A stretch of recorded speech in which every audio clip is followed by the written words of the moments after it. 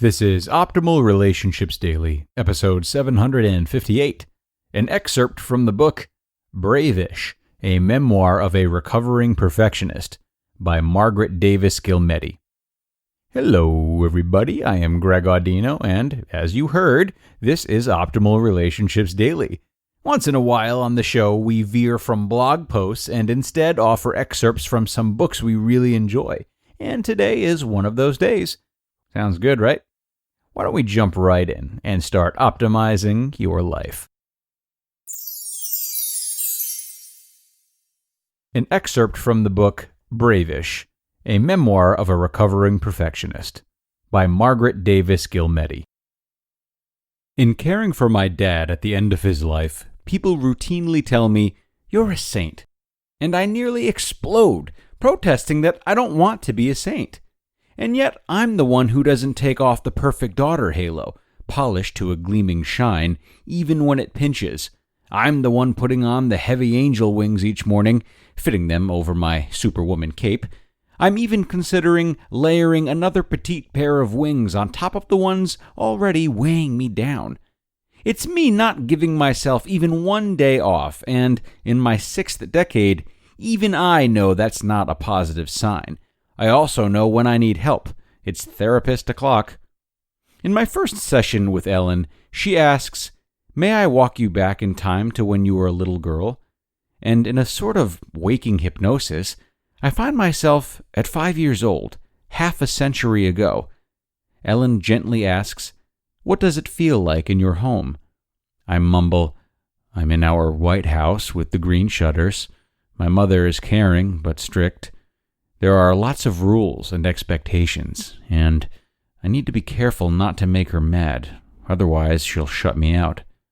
I pause, then add, "I feel my dad's sadness and hurt. I comfort him when he's down. I distract him to cheer him up."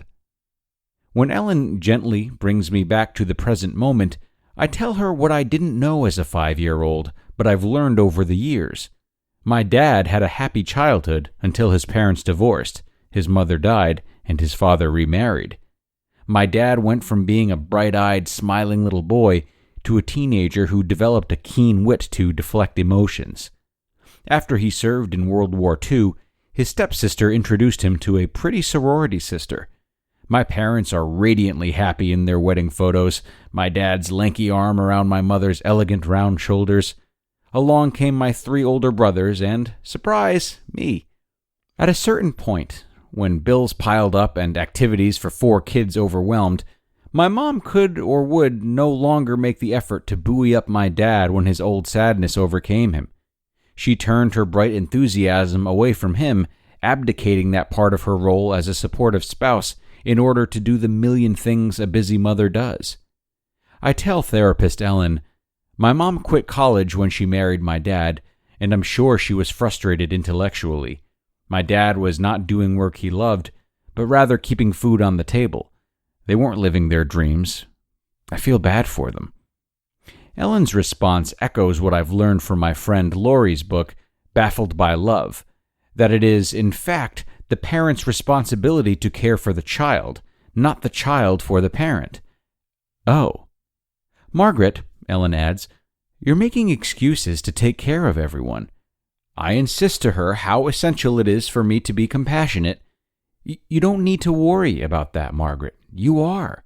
But when you go into compassion overdrive, I don't trust you anymore. It's no longer about caring for the other. Compassion is your gateway drug to enabling and people-pleasing, to reassure and soothe yourself. I have enough shrink sessions under my belt to recognize when my therapist has hit a bullseye. What I suggest for you, Ellen continues, is benevolence. The roots of the word are bene, from the Latin meaning well, and volere, meaning to want or wish. You can want the best for your father and wish him well without tipping over into compassion overdrive. I also know that calm means with, and passion is from the Latin for suffering. I see how I dive headfirst into the lives of those I love, straining and scrambling to keep them happy, rushing to do whatever it takes to make things all better for them. I've been playing out this role for decades. The music is familiar and the dance awaits. All I need is to hear the scratchy old song. When I jump in, I know who I am again and what to do. Even if I've left myself depleted, I've ensured you won't leave me. Ellen, I say, resigned, I've tried to change this. It seems to be how I am. Maybe until now, Ellen says. Let's acknowledge that you're in a stage of ing. You are learning how to do things differently. As I drive home after our session, I pray for surrender anew. God, when the time is right, please release me from fixing others and living my life through them, as if they needed fixing and as if I could fix them. Please, God, help me to be caring of others and yet to take care of myself. I am filled with regret for not yet having moved past this socially acceptable addiction. What I hear back is, progress, not perfection, child. But even armed with this latest wisdom, wise counsel of Ellen and past therapists, personal growth work, from chakras to chanting, self-help books and more, I still tumble into my old stories when under duress. It's never more so than with my husband, Patrick. When we get into an argument, I feel the old roles clawing me back down. At the first sign of what I like to think of as a constructive request, could he floss over the sink and not into the mirror? Patrick retreats into, I guess I'm the worst husband ever, accompanied by a hang-dog look. This triggers in me a residual feeling that I should comfort him, followed immediately by a burst of fury as I stand regally erect, pronouncing, I can't do this right now, and storming out of the room. In 60 seconds flat, Patrick and I have retreated into the roles my parents played out over 6 decades of marriage. My husband and I are no longer in the room. In our place are sad dad and cold mom. Now, though, I see the pattern and recognize the ancient title pull. I take responsibility for my part. When I walk back into the room and sit down next to Patrick, he may still be sad and I may still be cold, but we both want an adult relationship. We both say, I'm sorry. Let's try again. Let's stay in the conversation. Let's try to be more honest and awake. Sometimes we agree to table the discussion for now, but in any case, we correct course, remembering that we're in it together, even if we hate each other right now. We turn towards one another, not away. We also seek our own comfort afterwards. Patrick soaking for a bit in the pity pool, and me on the phone with girlfriends, indulging with them in what I call IMT, I'm married too. But ours is not my parents' marriage, or my parents' lives, mired in platitudes and traps that neither of them recognized, let alone knew how to change. I remind myself, yes, I am learning how to do life differently. You just listened to an excerpt from the book titled Bravish, a Memoir of a Recovering Perfectionist by Margaret Davis Ghielmetti. Whether you're living with your family or apart, there are many healthy practices we can take when navigating our relationships.